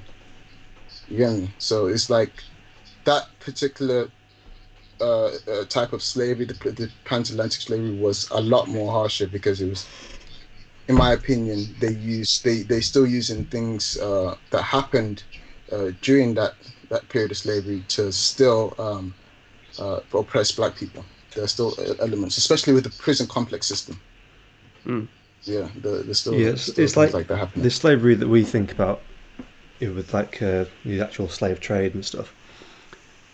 That's almost, I don't want to say, I don't know if it's the right word, but it's almost like weaponized slavery because Yeah, it's one of those things where like it started from them saying that black people aren't as intelligent and they're just they're to be used, but then it yeah, perpetuates because like you take in African people from Africa or from wherever else they came from, putting them somewhere where they like from Africa to London to 1700 London doesn't make sense.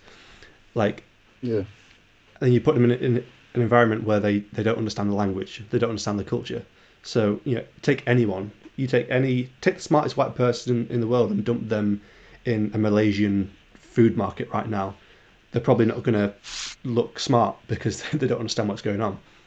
So you're yeah. taking people out of their zone, put them into your zone, telling people they're lesser because of what they look like, and then In the Bible. saying that, and then like it's sort of like you've got this inherent like false evidence of that because they don't Yeah, understand where they are anyway. So it perpetuates yeah. itself. So people they see it and then they start to believe it, and then that's something that is just being perpetuated for hundreds and hundreds of years. And even now, there's still Yeah, people in their shacks in America or in their council estates saying because that this is a film podcast. We talk for like yeah, Django Unchained, for example, right? Do you know when he was on the horse and how he looked so out of place for when he was just walking through the village, right, the township, and the woman fainted, and then they called the sheriff immediately. They shut down the whole town because there's a nigger on a yeah, horse. So it's like things like that existed because you understand as if you as the general public understood that, hey, this guy is a different shade of color, but he feels love, he feels hate, he feels the same emotions you feel, has the same amount of fingers and toes as you do, and uh and you could relate on a human basis that your priorities are similar, like they care about their family as much as you do. You then realize, no, these are not products, they're human beings. mm, Mm. So yeah. Django's a good example actually, because that was one where I know Tarantino loves his. He really over exaggerates a lot of scenarios, but in Django, I feel like a lot of it wasn't exaggerated. A lot of it was Mm, accurate to the time, because it's the yeah, one where I can't remember the scene exactly, but it's one of the slaves has tried to escape and he's been yeah. recaptured, and essentially they just set the dogs on him. Mm, And it's the thing of like that would the have been thing is, something that would have not happened at only the would that have time. happened, that probably, well, definitely isn't the worst but thing that would have happened. Oh do you know God, no. the thing is, like, Tarantino makes gruesome films, but that film was nowhere near as gruesome as it Yeah, could have depicted it. It was more gruesome Mm. in real life. Like, we Oh didn't actually see the guy get munched up by the dogs. We didn't see his limbs get torn off. We saw a no. Mandingo fighting, but we saw it to a certain see, extent. yeah, Things would go see, too yeah. So that's far. a good example of like, yeah, Tarantino just like to show his gore, but then sometimes where you don't like, if you show, if you showed all the the dogs tearing to pieces, then Yeah, that then becomes the focal point of what you're watching. yeah, Whereas if that happens off screen, it's happening still. It's still your brain still knows yeah, it's happening, but it allows you to but think about why it's happening rather than what is happening. So yeah, it's a good example Yeah, of because when if even though you could if like Tarantino was to make that film again, and if he wanted to, he yeah, could have depicted all the gruesome things that used to happen to people, used to happen yeah. to people that are slaves. Then Mm, you're not far off like a Saw film by the time you finished. So it's a good way to mm, well, I it's a just good example of why you should reel yourself in at certain points because you need to focus on what's actually important. yeah, what I liked about the film is the fact that it didn't hold back. Like there's mm, the scene where it's Leonardo DiCaprio, Samuel L. Jackson, and Jamie Foxx around a Yeah, dinner mm, table. And Leonardo DiCaprio is essentially screaming the N word yeah, multiple times, and like most non-black people, I think Leonardo DiCaprio was like, I don't want to say it. I don't feel comfortable saying it, and that's how I've been raised. Like, I don't feel comfortable saying Yeah, the word, I heard in so an interview. I have no interest in saying it. But Mm, it's the fact that for the story he needed to, and so I Jackson Jamie Foxx was just like, just yeah, fucking say it. It's a word. Yeah, Like you don't mean it like that. yeah. You're reading a script. We know that. Everyone at home knows you're not going to be saying it. It's And just plus, if you're a character, you have to understand like where this is coming from. Like, hey, this is how they talked back in yeah. that day. This is it. It would be not right if you didn't say the N word and you're playing that character as Leonardo You DiCaprio. It can't would play not be right. a slave trader, a slave Yeah, master without yeah, and not being horribly racist. yeah, yeah, very racist. I yeah. think Because it wouldn't have fit if he was saying different. What like if he'd have phrased it differently, he wouldn't have been as intimidating as a yeah, character as he if he was was. like if he Yeah. like slammed Wouldn't his have hand down, worked. and he was like, "The builder here is my diverse individual." It doesn't have the same Yeah. effect, but the real line is obviously is Diverse different. individual. Like Yeah, there's sometimes because Especially, it's the fact that Matt, you said the N word what a couple of minutes ago, and that threw me. That took me out of yeah. things for a I know second. everyone jumped back like, oh shit. That's things like But it's the thing of it's a it. powerful word. It It's is a a very powerful powerful word, word. and obviously there's a lot of history behind the word, and we're not Yeah, going to go into it because I don't know enough about it. I'm not going to try and act like I do yeah. because I don't. I'm I don't totally feel like the oblivious to a Mise-En-Sesh lot of is the stuff right about the word. platform to But delve that Yeah, deep this into. isn't the right I don't place. think we have We'll enough have a time spin-off. to go into the history of the N word because it actually means a lot of different things in different languages too. But There's a lot more depth to it, so I we don't hadn't have time to do it. appreciated. We I vaguely remember having this chat with you guys before. I don't know if it was on a podcast or not. But the phrase cracker, which is a phrase used to describe white people, Yeah, for I grew up thinking it was like, cheese and crackers, like the biscuit. It's not. It's cracking the it's whip. crackers. Yeah, And I didn't know that. And then someone explained it to me, and all of a sudden the pieces fell into place. I went, oh, fuck. And yeah, it is, yeah, so much negativity is kept alive today just because of people who won't let the history go. yeah. Talking about history and tied to, you could say racism, I suppose. Like, and Quentin Tarantino, Inglorious Bastards, that scene in the beginning. I think earlier you Yeah, mentioned it like last yeah, episode or something.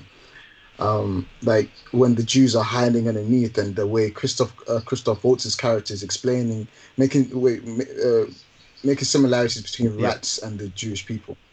You know, it's mad, and you see how he normalizes that way of yeah. talking Like about him. It's like it takes a lot of propaganda and manipulation to convince a group of people that another group of people are evil, that are just genuinely evil just because of their birthright. Yeah, it's like someone isn't a bad person because of how they've been raised or how they've been born. No, It's it's like like their you are a genetic bad code. person because of things you've done, not Mm, because of you follow a certain religion. yeah. Because there's the there was a newspaper, or I think I saw about newspapers. I think it was last year, and it was a white boy had been killed in a stabbing, and it Mm, was saying, um, young white man ahead of his time was killed in an unfortunate stabbing. mm. Um, blah blah blah, and then it was literally like 2 days later, a young black boy was killed in a stabbing, and it was black boy killed in a gang war, Yeah, something like that, and it was just brushed off, and it's yeah. yeah, it's From do you know the London stabbings, right? There was like I think there was a couple, right, where there was just random instances of stabbings. So there was one mass stabbing which involved an Asian man, and there was another mass stabbing that involved well, it was caused by a white man. The narrative behind the Asian was very much linked to like could the question was like was it terrorism he was related to? When both are actual the both were acts of terror, but there was more of a question of whether the Asian was directly linked to a terrorist organization, and there was the for the white person that committed the stabbing, there was question of does he have mental illness? Is there more? There's more yeah, sympathy in this world for white people, and that's just the way it is right now. You know, if you look at something like Glasgow, right? How they keep on going up on and about the crime rate in London and how crazy it is, and it is crazy. but Glasgow was actually worse than London at some point, and not even too long ago. And if you look at the mass stabbings and shootings that are happening in Glasgow, that was amongst the white communities.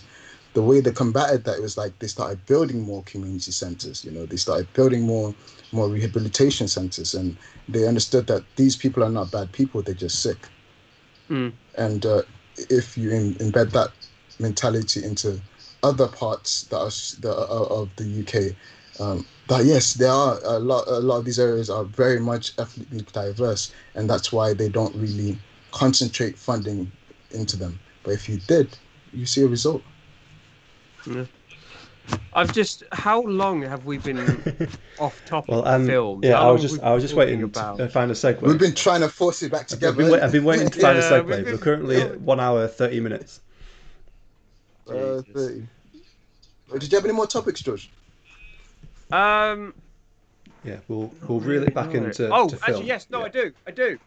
I do. Yes. So, I was chatting with a guy who I'm working with at the minute, and he was saying that he believes the project I'm working on is going to be one of the last big, like couple of $100 million budget films because of the fact that streaming services are a thing and that people aren't going to be going to cinemas anymore. They're not going to go, the films aren't going to go to cinemas. They're going to go straight to streaming Uh, services. So yeah, box office sales aren't going to be a thing. It's going to be you pay £20 and then you can stream this film to hundreds and hundreds of people.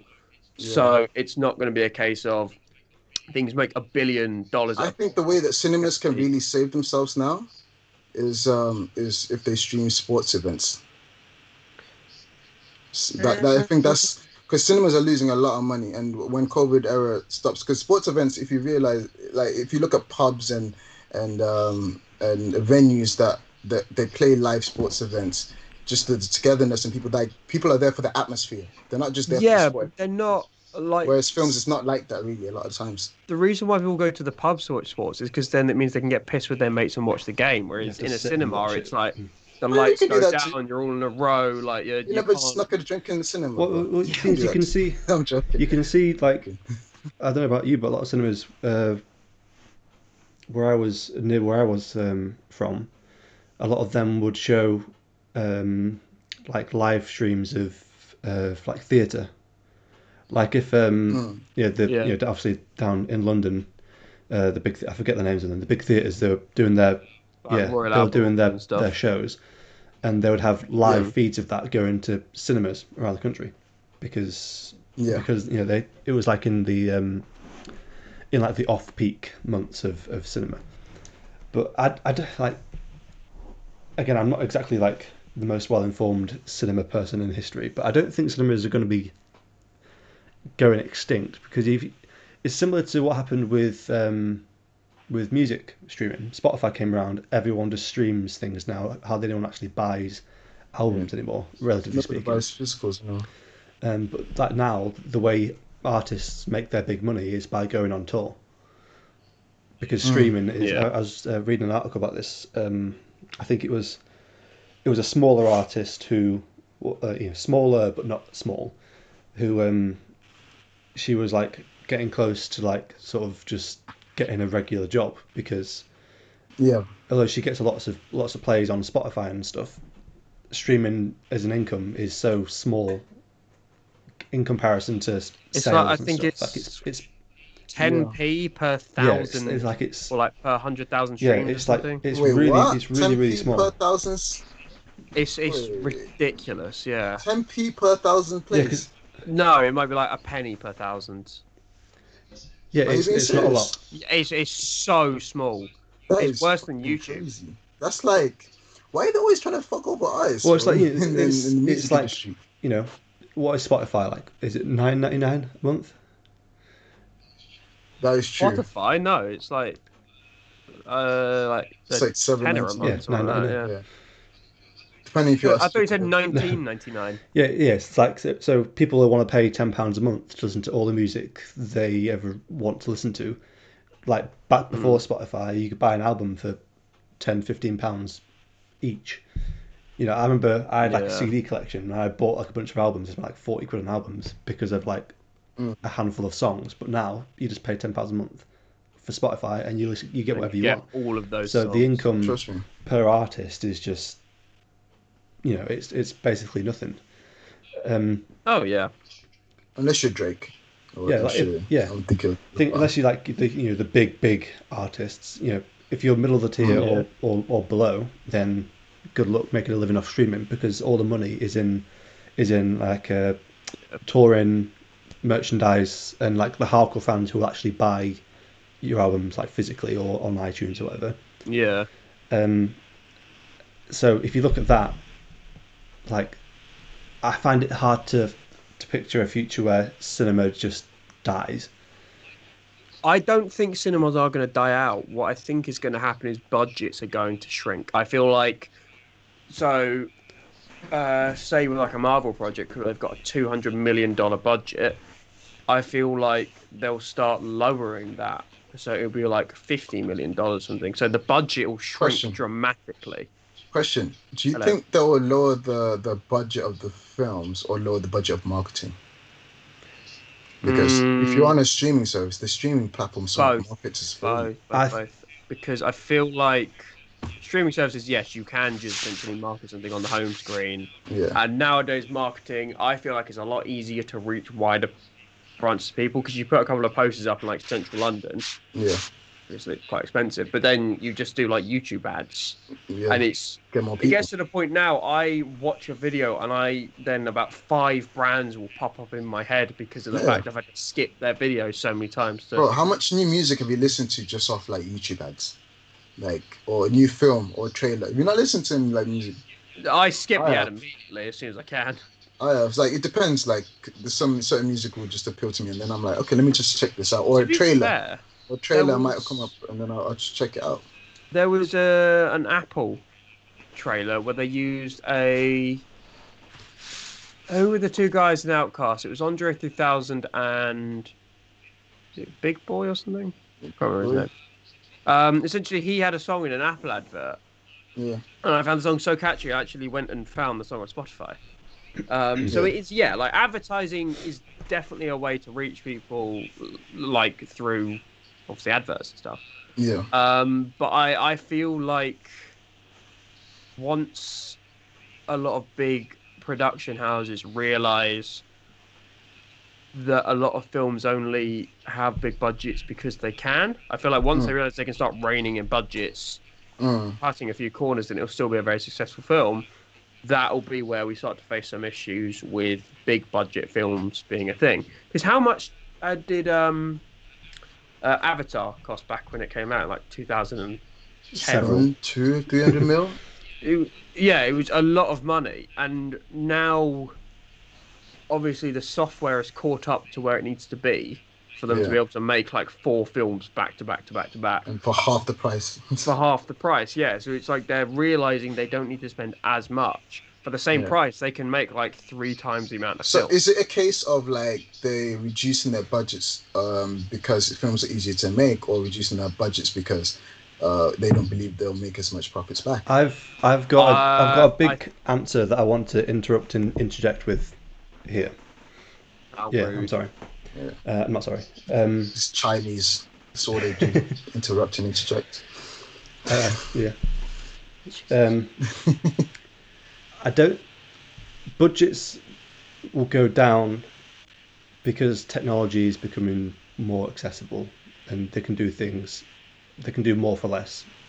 Back when Avatar was Yeah. made, that's like a huge groundbreaking thing. Now, it's common to see a film that is done entirely CG, like Avatar was for the most part. I don't think big budget films are going to necessarily go away or die, but I think the types of films that get the big budgets will change, because there's one piece of information here is that Star Wars has made more money off of merchandise and toy sales than they have off the films.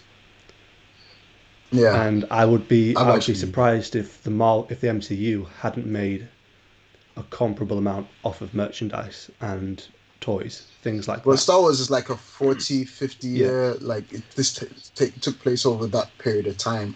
And not only that, is like Lucasfilm, they didn't have strict copyright laws as well, didn't it? So they allowed the consumer to somewhat use the Star Wars brand to how they see it, and that this free marketing in itself. So it's like just allows people to buy more Yeah, products so and it's, stuff. it's I I was sorry, going go to on. say it's not like the death of big budget films isn't on its way. I don't think, but it's just these. If you look at it from a different point of view, from a certain point of view, Yeah, Star yeah. Wars reference, um, it's like the films that get these hundreds of millions to spend on their production. I don't think in the future that films are going to get that unless there is other ways for them to make money off of that, other than just like box office and movie sales. For example, like you release a new release a new superhero movie, and you're releasing a big fat Mm, product line of toys and clothes and different merch and stuff like that that you can buy separately to that. And I think mm. it's like in a certain way, like films are almost sort of becoming like marketing machines for products. So I think the films Yeah. that get these big, I don't think big budgets are going to go away, but I think the films that get the big budgets are going to be films that are much more adaptable to things that you can buy and hold, like like toys, for example, or like Mm. clothing and stuff like that, collector's items, merch, stuff like It's that. going to be a lot more of a direct link to Yeah, commercial because if assets you and products. think, you know, children are an endless supply of money, because there's always going to be children, there's always going Yeah. to be parents paying for those things that the children want. So if you're gonna if you're gonna try and film is business, if you're going to try and make as much money as you can from movies, then you're going to make a film that kids love, and you're going to release a huge ton of toys that kids are going to be like, oh my god, yeah. Mm. Like Well, at work, at Amazon, for example, it's the same with video games, really. Like Fortnite is free. Is it free to play? Fortnite, isn't it? Fortnite is yeah, free to Yeah, play. yeah. Obviously, you can buy microtransactions in the game, kids again. But like at work, for example, in Amazon Hmm. warehouse, the amount of like Elsa's Fortnite pajamas, Fortnite bedding, Disney princess this, Disney princess that, the amount of Avengers yeah. merch, the amount of Star Wars merch, like it's obscene. Like if you wouldn't believe it if you saw it, the amount of just products that have just been, you know, they just Yeah. take a name from a film, slap it on a product, and throw it out into the thing. Sell People it. buy it. Well, there was a thing that Josh Gad, who voiced Olaf in Frozen, he was saying he got paid. I can't remember, it was like essentially not a fat lot for the voice of Olaf in the first Frozen, but I think it was something like a couple of thousands. He got paid like 10, 15,000, something like that. It wasn't a lot. Yeah. And then Olaf was used as like the face of advertising. So then when it came back to Frozen 2, he went, right, so we're going to add a couple more zeros onto that. Hmm. But I think when it comes to changing in budgets and stuff, the big difference will be how much actors get paid. Because I've just looked into it. Robert Downey Jr. for his role in Endgame alone, his upfront salary was 20 Yeah, million. After, because in his contract, he apparently, this is literally one website I'm reading this off. Apparently, he has an 8% back end stake Yeah. Back in the end is how films. you make money nowadays, bro. So he made, because the film then made like 2.7 billion or something overall, or like what was it? No, it made 700 million profit in the box office. He then got an additional 55 million payout from that, and it's 75 million dollars to And he's still one man making money from it. who's still making money. It's And he's like still making money for it, bro. It's that would crazy. be enough money to feed my entire family for like generations. Like we wouldn't Fam, have to worry about anything. I would buy a tiger like Mike Tyson, bro. I would just be But chilling there it's the like a thing that tiger. they are allowed to ask for $20 million. And I appreciate they are very good at what they do. Yeah. But it's like I get paid what, like a couple of grand But a that's the thing, month? bro. That's the thing. It's leverage, isn't it? yeah, It's leverage. It's like if you know, if I know I can be in your projects, right, and pull in like 70% of your audience, that you know that you need, then I have a position of leverage. It's business at the end of the day. So it's like if you let's say after 5 6 years, you're now one of the biggest graphics designers out there, right? And you know this is what I've worked on in the past. You can then say no. I want to get paid more because I bring more to the table. Like I do you know what get I'm that saying? because it is the point that they are the face of the MCU, and I get Yeah, people literally go to these movies to watch the characters they've grown up with, and it's over a decade now. yeah. These people have played these characters, so obviously, yeah, it's like if you want me to come back to play this character again, you're not going to recast me. So either Mm, you pay me or I'm not in it. Yeah. So I yeah. get that, but it's the fact that they are allowed to do that. I feel like one of the big changes will be they won't have that amount of money to give away for a salary. Because if you take into account that 20 million for just Robert Downey Jr., you've then got Chris Evans, Chris Hemsworth, Scarlett Johansson, Jeremy Renner, bloody Paul Bettany, like the No. array of cast. It's like half your budget is gone on Yeah, Yeah. just I think the biggest salary. expense Cost. for the big budget films now is probably casting. It's But ridiculous if you because you see, go on, sorry, bro. sorry, it's like you could get someone who might even be better fit in the role, but they're Mm, not as well known. The reason why they pay so much is because this is a big, well-known name. It's like Dwayne Johnson. yeah. I don't know if he still is, but at one point he was the highest paid male Right. actor in the world. And I mean, no disrespect to him, but what makes him so special? Bro. He's a big name. He's a Yeah. household recognized name. But what makes him worth 50 Bro. million Have you per seen how film? many Instagram followers he has, for I example? haven't checked him out Let me recently. let me No. let me let me just tell you what. See, I'm gonna go on like IG now and Dwayne just check. Johnson's like a And this is why he gets paid so much. he's a larger than life character. Yeah, 217 million. yeah. He's got 270 million people watching. So that's why he's valued so much because not only is he acting, it's that's Yeah, marketing too. That's your marketing. Yeah. So if you got 270, if an audience of 270 million people, just takes probably what 10 to 20 to 20 sorry 10 to 30% of them to watch your film and you can recoup. yeah. True. You can Very recoup true. on the money you Like spent individual already. fame is And such a yeah, powerful thing now. It's more powerful than it's ever been. This is why like Ronaldo, Cristiano Ronaldo, he's got a product line in basically every single facet of everything. Like there's like if you Yeah. Google CR7 blank, there will be a product like underwear. He's got watches now. He's got uh, aftershaves. I think he's got like some special like back bro. massager. He's got these like pillows. He's got pajamas. Like there's so many brands out there that are just attached CR7, which is his like brand thing, his image. They attach CR7 to a product and they pay him lots of money because people see, oh well, it's Cristiano Ronaldo. It's a Ronaldo product. I'm going to go buy it because he's one of the most famous people on the planet. Yeah. It's interesting you say Cristiano Ronaldo because like I've got a friend who works it's got his company and he basically works for like a sports Yeah, marketing agency. And just to interview Cristiano Ronaldo cost £1 million. Just a mm. meeting with Cristiano Ronaldo cost £1 million. Yeah, Jesus. like An hour meeting with £1 million, and that's not That's even him per saying hour. yes. That's not even him saying yes or no. But like that's just to have his attention for that amount of time. Because he understands his yeah, because leverage. everyone wants to talk Like to him, so he gets to yeah, set the price. This is what it is. yeah. But if you're willing to pay me £1 million for my time, why would I Yeah. not take the opportunity? There's a reason why, like when he went on the Jonathan Ross show, Hmm. maybe 5 or 6 years ago. I think that was the first time he'd gone on a English talk show to do an interview. I think it might be the first time ever that he's ever done it because, Hmm. well, he was promoting his movie at the time, but his price is obviously so high that shows just Yeah. can't afford to pay him to come on to talk, even though he's someone that a lot of people want to have on a show. His price is just so high. Yeah.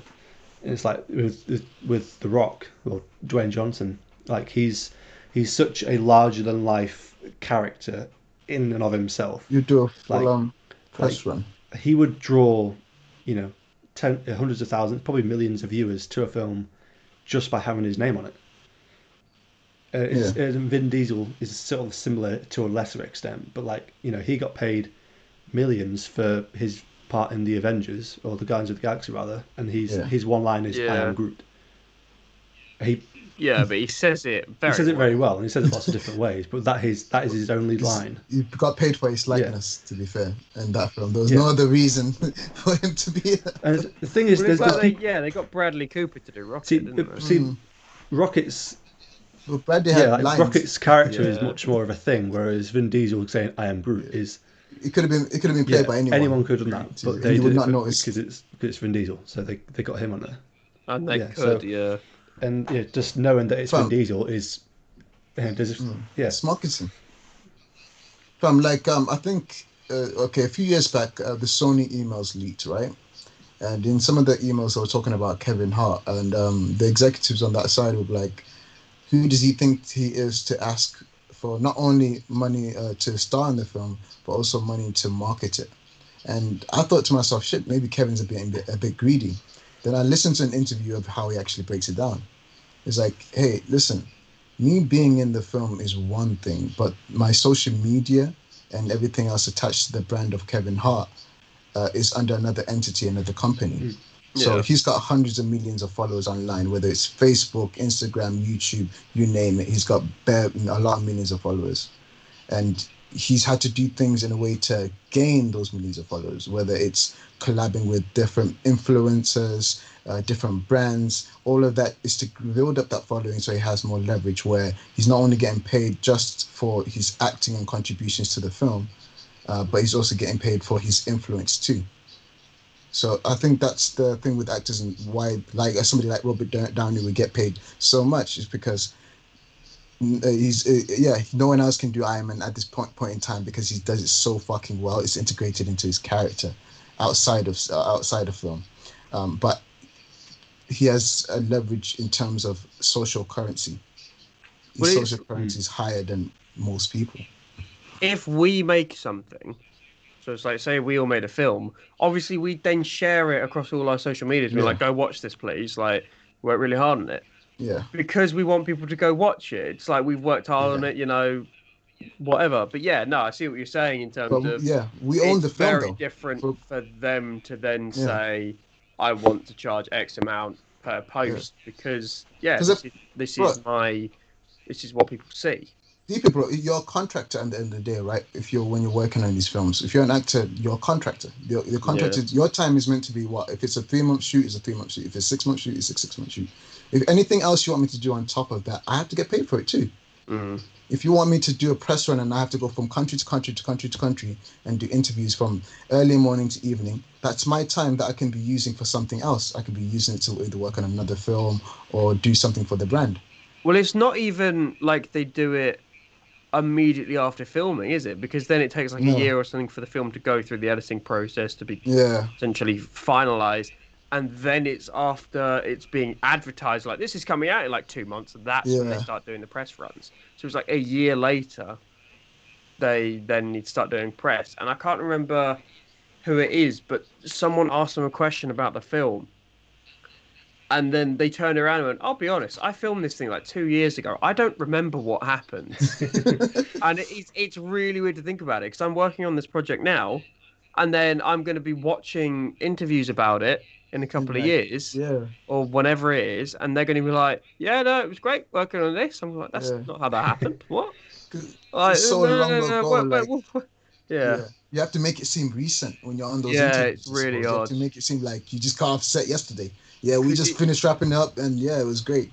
it's like with going back to WandaVision actually, Yeah, bringing this right back around. Um, Paul Bettany and Elizabeth Olsen doing interviews, but they filmed WandaVision early 2020, I think. yeah, When was it announced? I think it was early 2020. Because it was meant to come out August time, I think. So they were yeah, filming it way early, like over a year ago.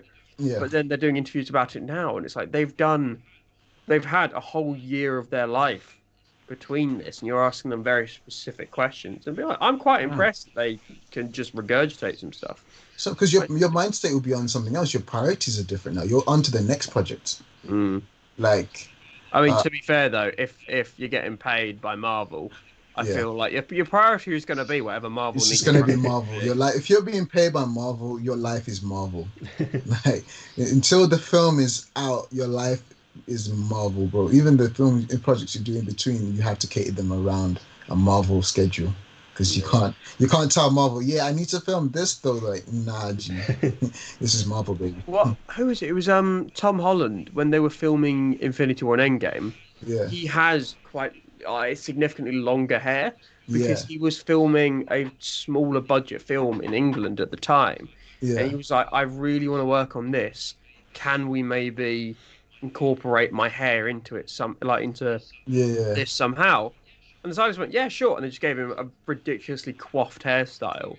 yeah, And I think it was Graham Norton or something. He watched the trailer. He was like, "Oh, for God's sakes, I look like Prince Charming or something." And it mm, is just quite funny because it is. You wouldn't think about it like with us if it was Marvel turned around and went, "Right, we want you to work on Spider-Man 15 or whatever it is. We actually get the chance." But it's like we want you to work on it, but you need to be based out in like I don't know, like Malaysia for mm, 6 months. It's like being realistic, depending on how much they pay me. I don't think I'd even bat an eyelid. I'd be like, yeah, cool, right, let's go. yeah. Not because of the fact that it's obviously the money it'd have to be pretty decent, I guess. But it's But it's the opportunity fact for that you it's right like now, it's isn't it? such an amazing opportunity, and I feel like Yeah, that's something where it's even people like Robert Downey Jr., they still respect the fact that it's such an incredible opportunity. He's been doing it for 10 years, but it's still, yeah. this is something so huge. It's bigger than him, it's bigger than anyone else. It's a whole Mm. franchise and it's a whole universe. You And know, it's, I've got yeah. so much respect for someone like Chadwick Boseman because there was one film he was working on. I forgot what it was called, probably Message to the King or something. But essentially, in the film, they were over budget, Mm, and so he took money out of his salary to pay his co-stars. Hmm. So yeah. it was like he saw the vision and belief. It was like, no matter what, this film has to be made. Even if it's over budget, I'll take a smaller cut because I see the vision beyond that. Yeah. I don't know if he had back end deal with the distributors or anything like that. But if he was just a Yeah. contractor and he was like, no, I actually believe in this film. You can take some of my pay. This is a great thing, and there are people like that. It probably happens a lot in the industry. We just don't hear about it. Well, You know. who is it? It's Benedict Cumberbatch. He Mm. refuses to work on something unless it's in his contract saying that all his female co-stars, obviously if they're on the same level, Yeah, his female co-stars will be paid the same amount he is. And that's mad stuff. and I That's think I don't know if it was a thing in Doctor yeah, Strange, but it's oh my God, Rachel McAdams. yeah, Um, yeah. That's a I big think actress. she had to be paid a significant amount Yeah, for him to actually sign up for it. And I respect Hmm. that yeah. I because respect. there is that that wage gap. I thought you meant like all female actresses in the film. Like, oh no, No, no, no. no, no. It's like people he's starring with Yeah, like have to leads. be on Yeah, essentially the same if they're in a similar bracket. level of role kind Yeah, of thing, they have to be on the the same same pay. bracket. Okay, and I respect that. I respect that Yeah, still. that's classy. Yeah. Anyway, right, Elliot, what's our runtime at the minute? Probably getting up for 2 hours. 1 hour Right. 58. Do you think we should start wrapping it up here? Wait, Elliot, you had a game in it that you wanted to play. A game. Do you remember it? Make me sound like a supervillain.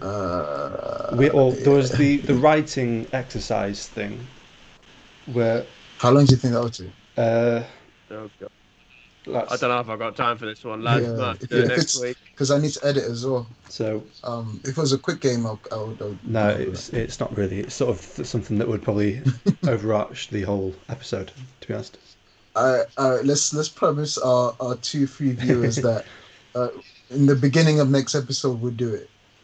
At least edit because we told her that we do it this episode. Yeah, well, next Yeah. episode we'll focus more on like actual like film production stuff. Yeah, Rather Tangential. than whatever it is we've talked about today. Yeah. activism shit. Although it has been a good talk No, though. it is. It's something Nah, I've enjoyed it. that I've not had a chance to talk about Yeah. properly for a long time.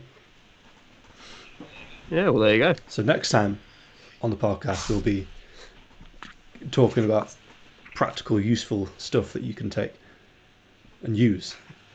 But this episode is just food for thought. Think, educate yourself. Think about it. Educate yourself. This is more than just film. It's more than just film. Oh damn! That's our slogan now. It's more than just film. It's Mise-En-Sesh. Mise-En-Sesh.